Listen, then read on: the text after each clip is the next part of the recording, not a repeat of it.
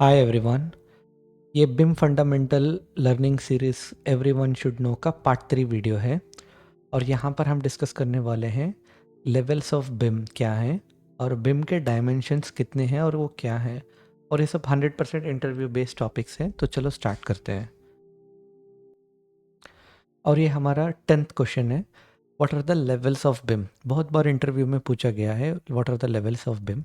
तो first of all levels of BIM से हमें क्या पता चलता है कि अगर आप एक प्रोजेक्ट पे काम कर रहे हैं और आपका फ्रेंड एक और प्रोजेक्ट पे काम कर रहा है और एक आपका तीसरा फ्रेंड प्रोजेक्ट सी पे काम कर रहा है, प्रोजेक्ट ए बी एंड सी, अगर तीनों प्रोजेक्ट पे बिम इम्प्लीमेंट हुआ है तो वो किस हद तक इम्प्लीमेंट हुआ है, इसको हम डिफाइन करते हैं लेवल्स ऑफ बिम पे। तो लेवल्स ऑफ बिम क्या होते हैं? तो वन इज़ लेवल ज़ीरो। तो लेवल ज़ीरो बिम पे ओनली 2D ड्राइंग्स होते हैं। फॉर एग्जांपल आपके ऑटो कैड के प्लान या पीडीएफ, तो अगर इतना ही इम्प्लीमेंट हुआ है तो इसको लेवल ज़ीरो बिम कहते हैं। एंड लेवल वन का मतलब होता है अगर आपके प्लान पे या आपके प्रोजेक्ट पे 2D plus 3D model use हुए हैं अब, बट ये इंटेलिजेंट मॉडल नहीं है। अगर इतना इम्प्लीमेंट हुआ है तो इसको लेवल वन बिम कहते हैं। और आगे लेवल टू बिम, इसमें क्या होता है, यहाँ पे लेवल ज़ीरो लेवल वन दोनों होते हैं, जैसे 2D मॉडल 3D मॉडल, लेकिन एट द सेम टाइम ये मॉडल में इंटेलिजेंस होती है, बट ये सेंट्रल मॉडल नहीं होते।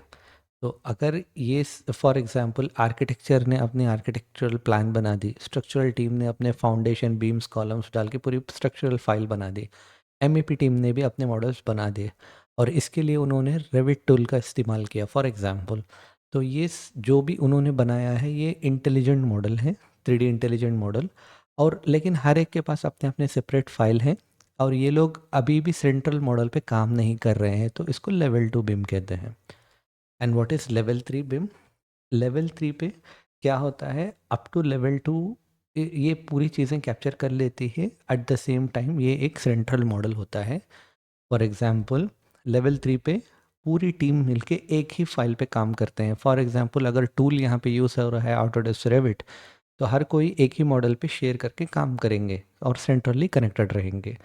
तो remember what are the levels of BIM? Level zero, level one, level two and level three. Level 0 means 2D drawing, level 1 is 2D plus simple 3D, and level 2 is 3D model with intelligence but no central model. Okay, and level 3 का मतलब है ये intelligent model है और at the same time centrally connected भी हैं। और कई बार इंटरव्यू में ऐसे नहीं पूछते हैं, थोड़ा ट्रिकी वे से पूछते हैं, तो मैंने इसीलिए ये ऐड किया है। सीधा सीधा पूछते हैं कि लेवल ज़ीरो बिम क्या है। आपको हर एक चीज़ एक्सप्लेन करने की ज़रूरत बिल्कुल नहीं है। आप बोल सकते हैं it consist of only 2D drawings, example जैसे कि जो ऑटो कैड के प्लान्स हो गए, PDF फाइल्स एक्सेट्रा। और ये इंटेलिजेंट मॉडल नहीं होते, इसमें सिर्फ लाइंस, टेक्स्ट, डिमेंशंस, ऐसी सारी चीज़ें इस पर फेच होती हैं और ये मॉडल इंटेलिजेंट मॉडल नहीं है। और कई बार इंटरव्यू में सीधा ऐसा भी पूछा जाता है, व्हाट इज़ लेवल वन बिम? आप सिर्फ लेवल वन बिम को एक्सप्लेन कर सकते हैं कि it consist of 2D plus 3D models, and again this और नॉट अ इंटेलिजेंट मॉडल, क्योंकि इस 3D मॉडल पे आपको ज़्यादा डिटेल्स नहीं मिलेंगे, ज़्यादा डेटा नहीं मिलेगा। और इसका बेहतरीन अगर वो पूछें कि इसका कोई सॉफ्टवेयर का एग्जांपल बोलो, आप बता सकते हैं SketchUp is a good tool. तो जो भी हम स्केचअप पे मॉडल बनाते हैं, घर बनाते हैं या जो भी उस पर रखे होते हैं, ये मॉडल हमें बस देखने के लिए, विजुअलाइज करने के लिए होता है, ये मॉडल इंटेलिजेंट मॉडल नहीं है।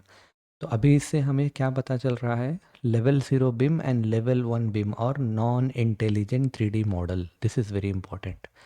और नॉन इंटेलिजेंट मॉडल्स का मतलब क्या है?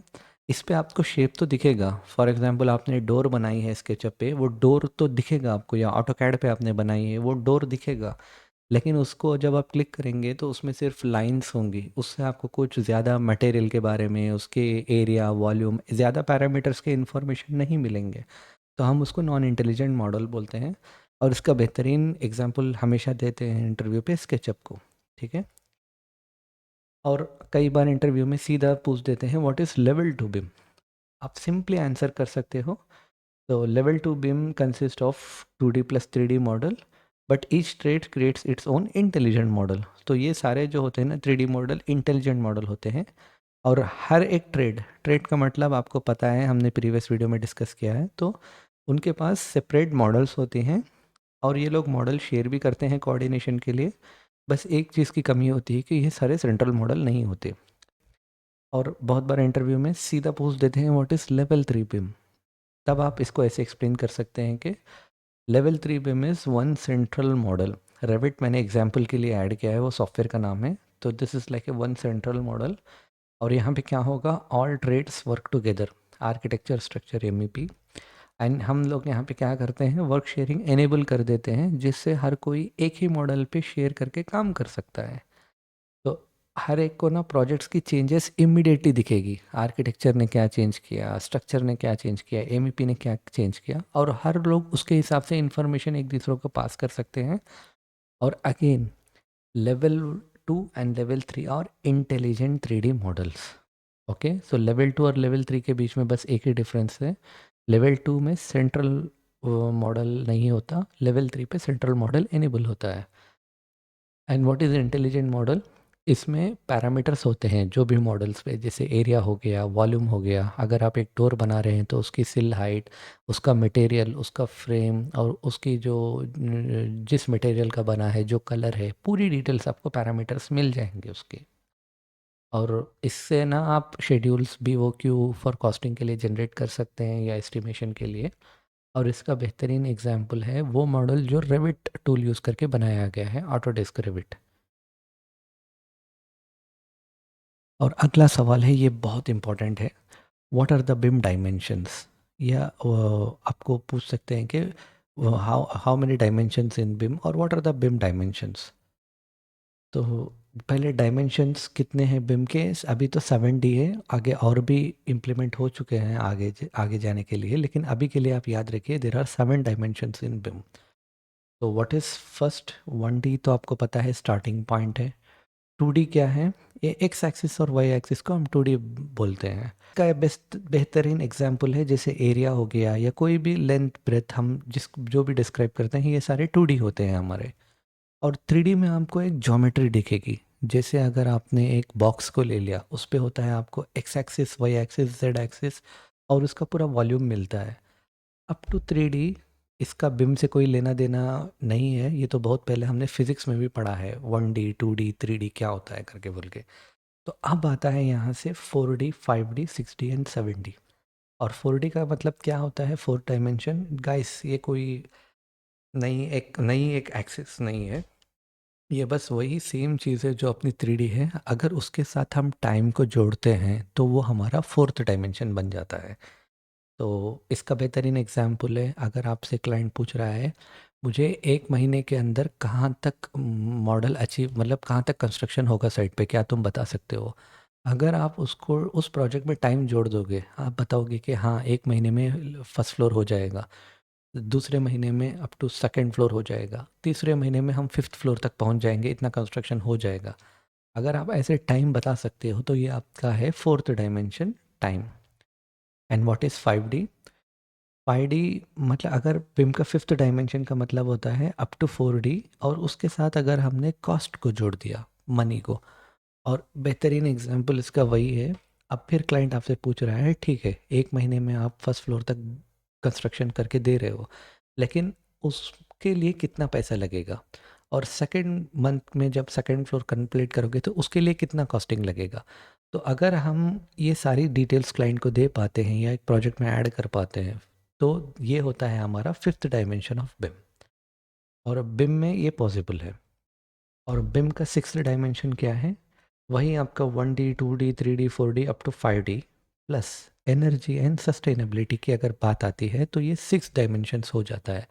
इसका मतलब है अगर आप अपने मॉडल में एनर्जी, यानी अगर आपका एक बिल्डिंग कंस्ट्रक्ट कर रहे हो, उस पे जितने भी इक्विपमेंट्स लगे होंगे, जैसे कि मैकेनिकल इक्विपमेंट्स हो गए आपके, एसीस, मोटर, पंप, या कोई भी एक लाइटिंग, जितने भी चीज़ें आप यूज़ कर रहे हैं, उससे कितनी बिजली या जितना करंट कंज्यूम होगा 1 साल तक या 6 महीने तक, और उसकी स्टार रेटिंग वैल्यू क्या है, इसके लिए मुझे 1 साल का खर्चा कितना निकलने वाला है। अगर हमने ये सारी डिटेल्स उस मॉडल पे ऐड कर दिया तो ये होता है हमारा 6th डायमेंशन। और फाइनल जो आता है ये 7th डायमेंशन 7D। इस पे अप टू 6D तक सेम है, प्लस ऐड होता है फैसिलिटी मैनेजमेंट। और गाइस मैं इसको बहुत सिंपल तरीके से बताता हूँ। फैसिलिटी मैनेजमेंट आफ्टर कंस्ट्रक्शन वाली चीज़ होगी, यानी आप मॉडल बना के दोगे, साइट में कंस्ट्रक्शन हो जाएगा, तब तक वो चीज़ यूज़ नहीं होगी।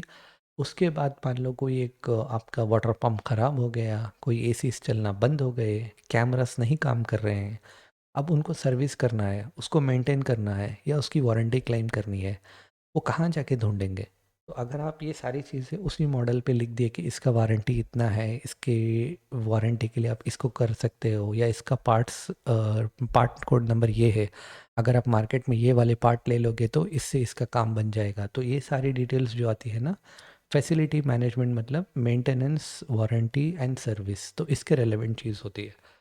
तो this are the 7 dimensions of BIM. इसमें से कोई भी आपको डायरेक्टली पूछ सकते हैं। So 4D means 3D plus time, and what is 5D means cost.